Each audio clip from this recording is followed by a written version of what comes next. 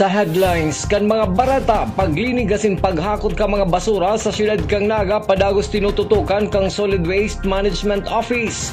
Provincial Government kan Camarines Sur may panghaluin ng solusyon sa mga biktima ng storm surge sa Garchitorena, Camarines Sur.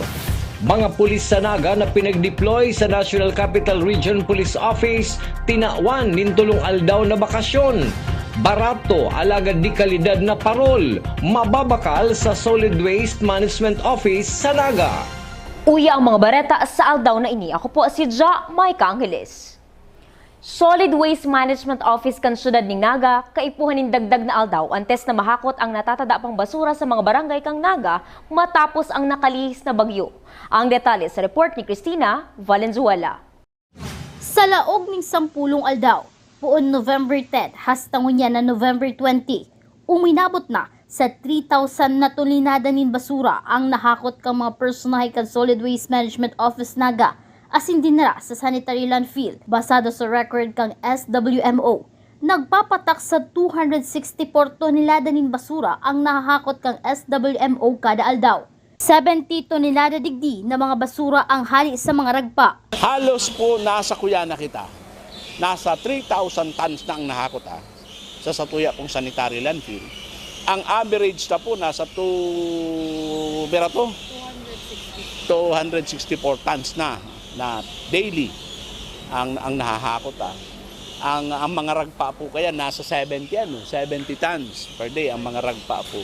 Kaya halos ang natipunta na sa landfill po kang November 10. Sagod ngunyan, halos 10 days.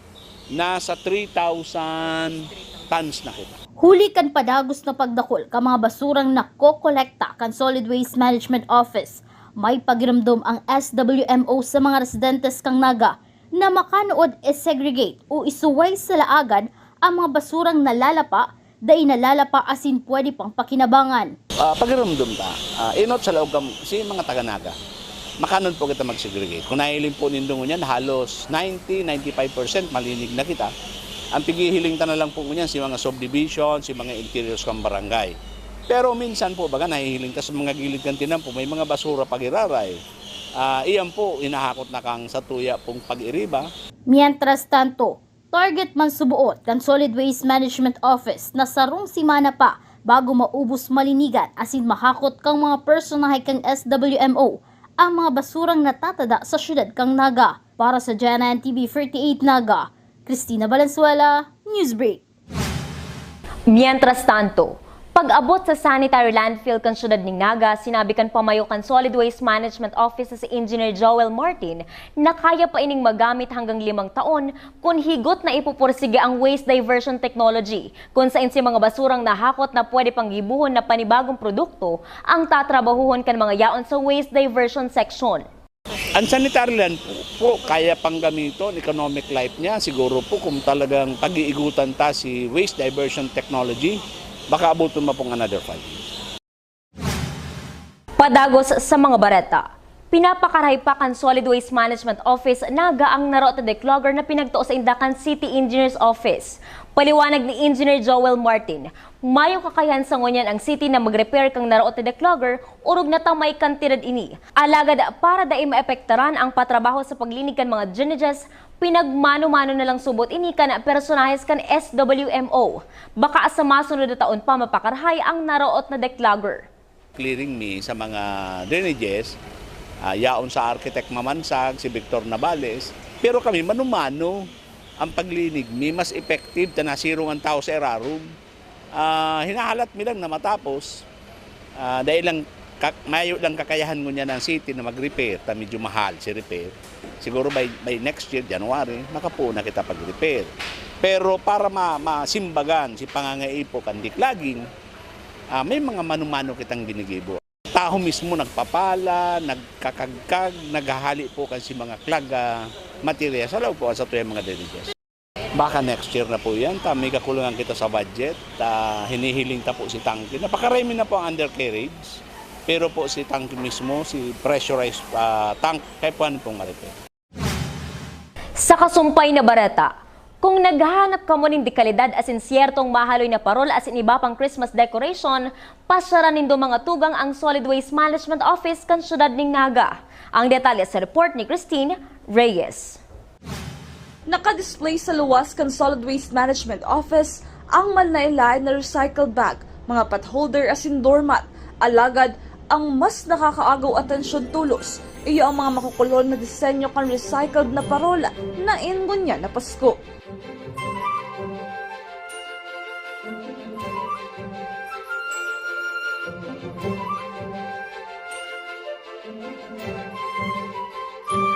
Ang dakulang parol na ini ang nagkakantidad ng 200 to 250 pesos na may kaiba namang Christmas lights. Ang saradita dekorasyong pampasko ang nasa 35 pesos. Asin ang burak na nagkakantidad 100 pesos, gabos inigibo sa plastic bottle kan soft drinks. Naabutan ni si Nanay Rosario Orobia na tinatapos ang sa iyang pinagigibong parola sa kadiit na eristoryahan.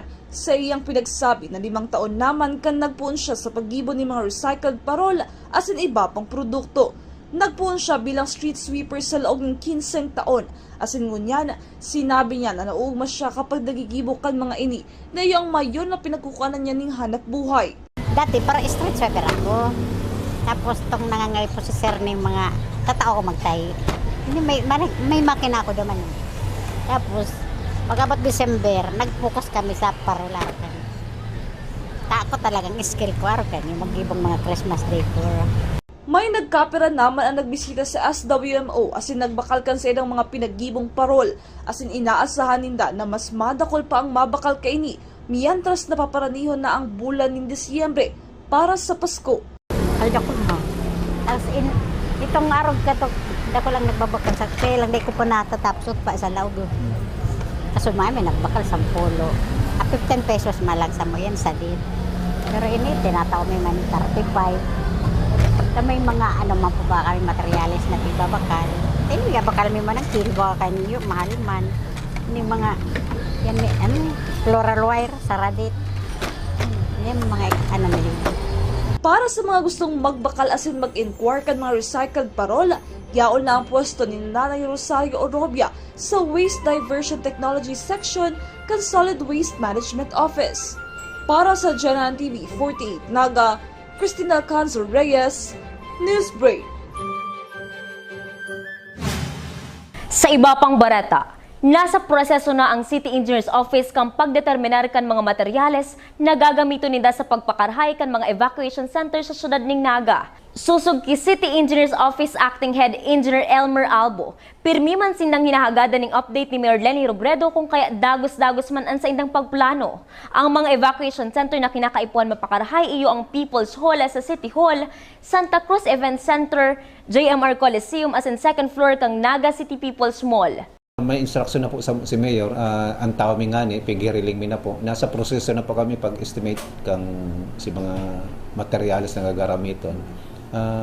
Pig-follow up na naman nga ni sa mo yung kasod ba? Sabi mi Mayor, nasa proseso na po, nailing mi. Ansaro pa nga ni, inibagan sa may covered court po, digdi sa Lokang City Hall, inibagang People's Hall baga. Gigibuan dang kung pwede pakarayon ta na bago siyang mainit. Bako siyang ang problema po baga niya open siya kaya dikit lang ang nagagamit yan for dahil ta si oran sa kasi init iyo po ang namatian po ka mga evacuee po kang nakaaging kalamidad. Sa sumuyang pagbabalik, mga pulis na pinagdeploy sa NCRPO pinagbakasyon muna.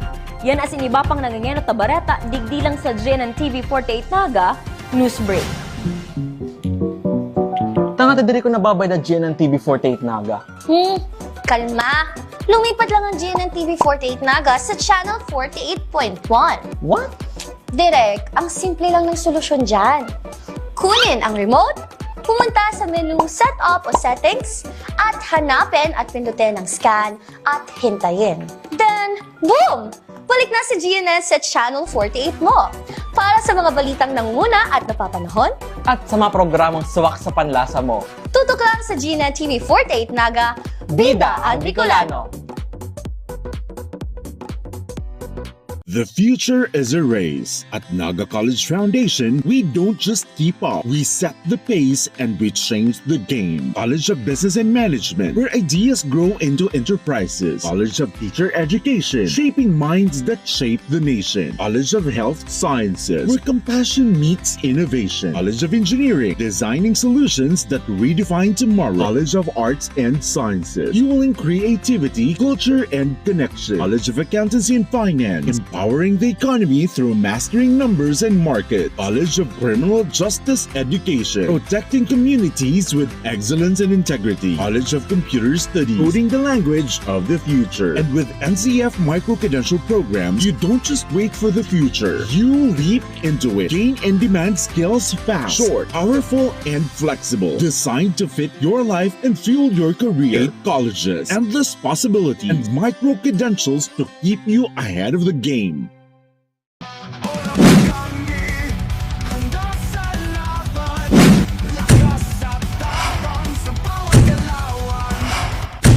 Ano, Moraga?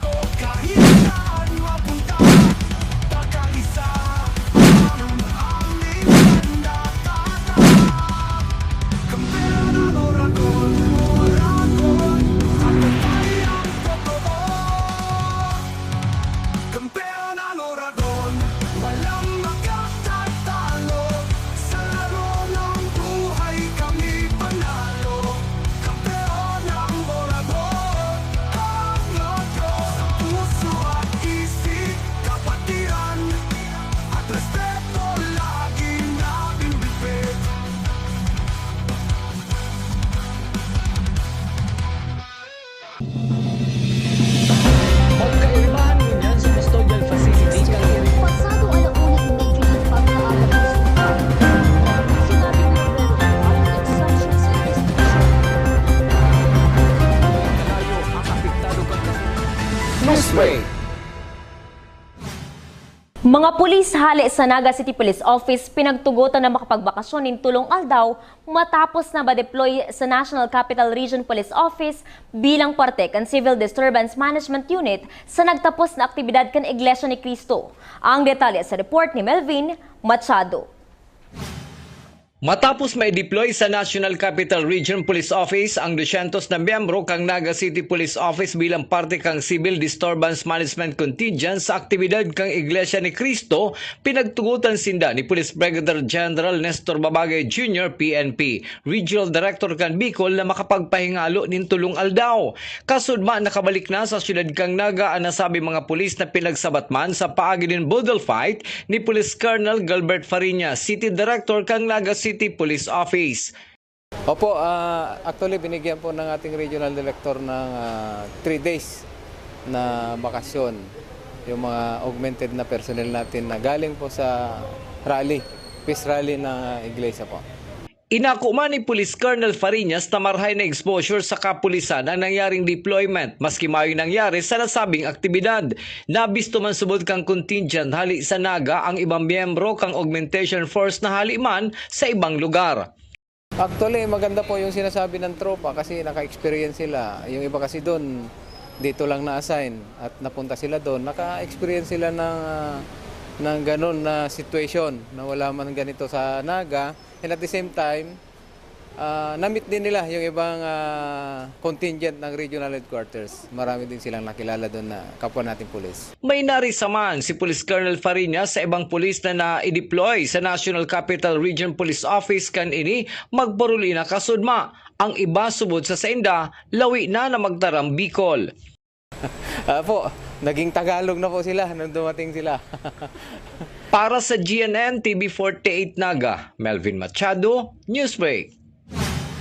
Mientras tanto, nahandal si Police Colonel Gilbert Fariñas, City Director kang Naga City Police Office sa marikas na paglakop sa social media nin bako totoong mga impormasyon.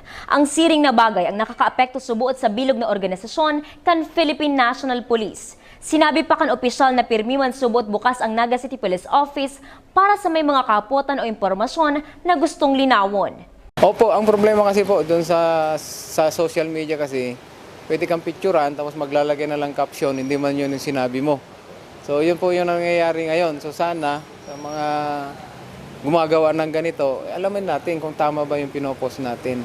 Kasi nakaka-apekto yan, hindi lang sa organization, hindi lang sa tao, nakaka-apekto yan po sa buong organisasyon ng PNP. Open po naman ng PNP, open po naman ng Naga City para magtanong po sila.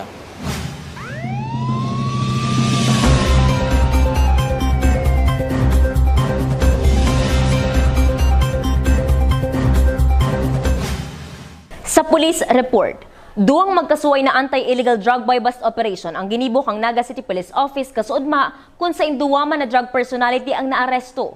Sa Zone 2 Barangay Triangulo, Naga City, nadakop kan Police Station 5 ang street-level individual na si alias Calbo, kanini makapagtransaksyon sa mga operatiba. Nakumpiskar sa sospek ang 4 na pidaso ng heat-sealed transparent plastic sachet ng pinagtutubodang shabu. Mantang inaresto man kan Police Station 4 ang 49 years old na Police Station 4 ang 49 years old na newly identified individual ni si alias Lawrence sa Zone 3 San Isidro. 7 pidaso ng heat-sealed transparent plastic sachet ng subo at shabu ang nakumpiskar kan Police Station 4 sa sospek. Sa ngunya, nakakulong ang mga sospek sa custodial facility kung saan ini naaresto. Pinag-aaraman man kang Naga City Police Office kung may mga previous cases na inatubang ang duwang sospek.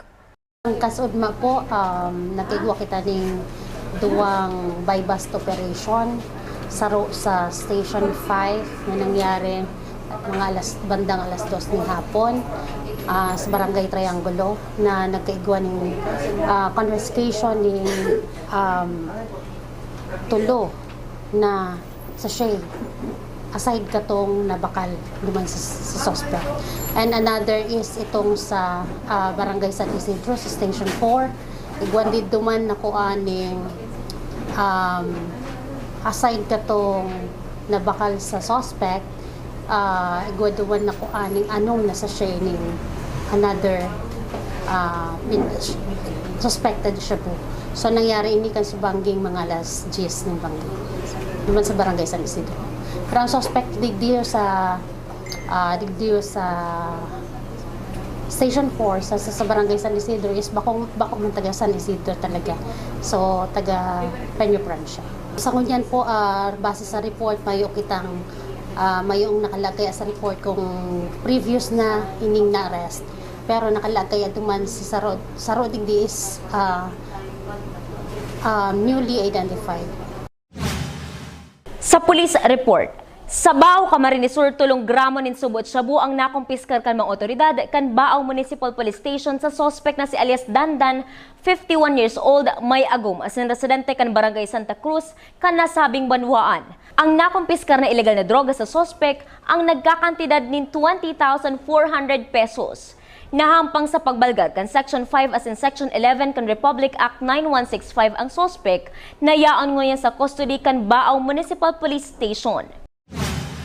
Padagos sa mga barata, nagtutubod si Police Captain Daisy Angeles, Assistant Chief kan City Community Affairs and Development Unit, na dakula ang epekto sa mga nagpapabakal ng ilegal na droga ang sunod-sunod na operasyon kang Naga City Police Office. Sinasabayan naman nindanin anti-illegal drug campaign sa mga barangay para mas maintindihan kan publiko ang maraot na epekto sa buhay kan sarong tawo kung maimbwelto sa ilegal na droga. Siniguro pa man kan opisyal na mayo sinang pinipiling oras asin aldaw sa pagkondisir ng anti-illegal drug buy bust operation sa syudad. Base sa operation kasi pagka kasamoy mayo man actually pinipiling aldaw panahon. Basta pag may once na may notaran kami na may nagpapabakal, may nagdadara, so nagkakaigwa kami ng operation na kinakanda. So mayo kami, di ko masabi kung igo siyang peak or igo siyang specific day kung rin kasi ang mga violator ang mga pusher is siguro may strategy naman kung nahihiling nila na sige ang operation kang PNP.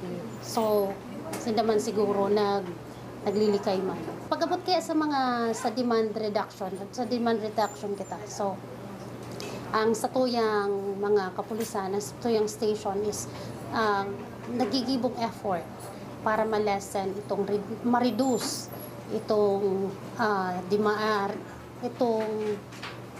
nagagamit kan sa tuyang angkang illegal na droga.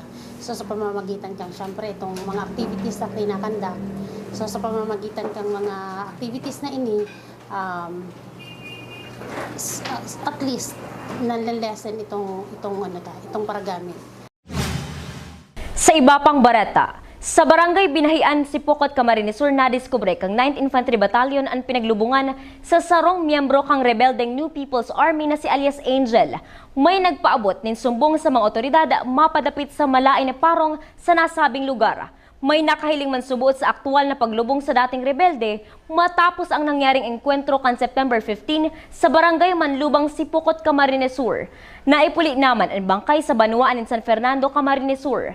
Nangapodan ang 9th Infantry Division Philippine Army sa iba pang rebelde na magsuko na sa mga otoridad para dain na sinda maarog sa indang kaibahan na dain na tawan ng disenteng libong. Padagos sa mga barata, naghahanap na nin panghaloyan na solusyon si Camarines Sur Governor El Rey Villafuerte para dain nagiraray mabiktima ng storm surge ang dakol na residentes sa Garchitorena, Camarines Sur. Susuki Governor Villafuerte, mabakalang LGU Camarines Sur nin lote na iyo ang paglilipatan kan mga residentes para dain na sinda giraray mabiktima ng storm surge siring kang nangyari sa bagyong Uwan. So, ang permanenteng solusyon talaga na inisip namin, bibili kami ng 10 hektaryo dito sa Garchitorena, ang probinsya, i-relocate na sila. So, ang probinsya will magpo-provide ng lupa, hingi tayo ng tulong sa nasyonal at ibang ahensya or private na matulungan makapatayo sila ng bahay dahil palagi ng panganib ang buhay ng mga tao dito. Yan ang mga bidang baratang nakalap kan mas pinakusog na puwersa kan GNN TV 48 Naga News and Bicol Affairs. Day malangon na i-follow ang sa aming official Facebook page, GNN TV 48 Naga. Padagos kaming mahatod ng mga baratang garantisadong nangingenot as inipapanahon. I-hit ang subscribe button sa aming official YouTube channel, GNN TV 48 Naga, para updated kita sa mga barata asin istoryang Bida an Bicolano. Ako po si Ja Mike Angeles, asin ini ang GNN TV 48 Naga News Break.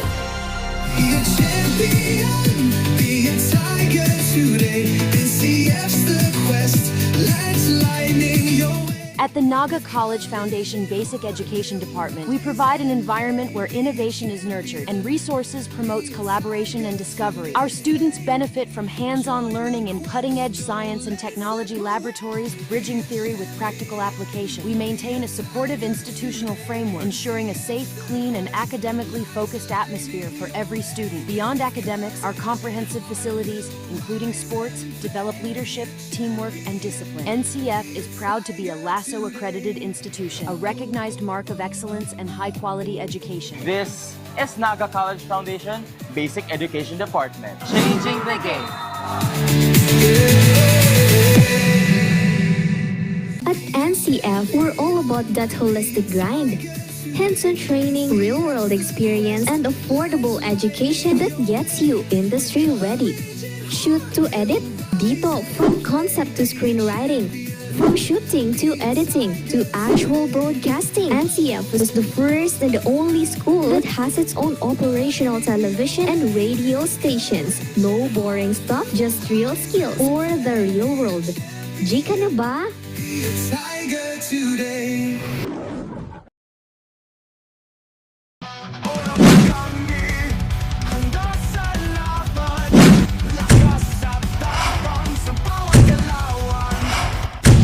Ano, Moraga?